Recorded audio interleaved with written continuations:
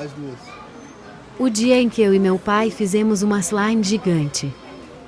Quantas? Primeiro compramos muita cola. E agora? Até cansei de tanto pegar cola. Depois achamos uma panela enorme. Eu com vergonha de ser gravada kkk. Gosto que me grava, eu tenho vergonha, para. Bora começar a mexer esse trem. Demais. Precisa de muita força no braço. Não quero mais colher, vou colocar a mão dentro. Vontade de pular dentro dessa slime. Acho que já está boa para tirar. A cara de força do meu pai para pegar a panela kkk. Olhem o tamanho dessa slime, é gigante. Pronto. Não filme a cara. Por quê?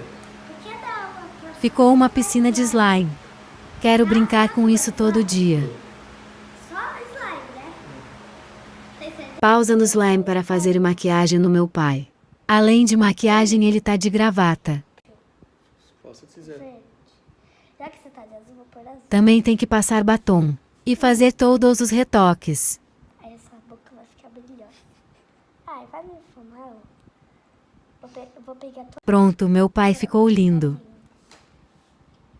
2 dias depois, como será que ficou a slime? Quero me esconder nela para não ser gravada. Dá pra até... Isso ia ser ótimos. Vou colocar umas bolinhas. Vê se ela tá fazendo Não barulho. gostei, já quero tirar. Força feiosa. Olhem o barulho e a elasticidade. Quero essa slime de travesseiro. Será que posso dormir nela? Dormi nela. Ó, nem gruda na roupa. Nem gruda e grudou na minha. Camiseta kkk. Porque olha o tamanho dessa slime. A bolha com slime pequenininha já vira. Nossa, vai ficar muito grande. Acho que vai cobrir essa slime. Se cobrir essa slime, Sério? ela vai estragar. Essa foi a maior slime que já fiz na vida. Eu ia tentar. Vai. Queria.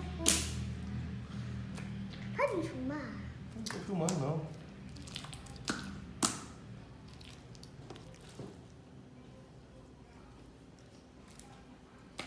Ai, tá ruim.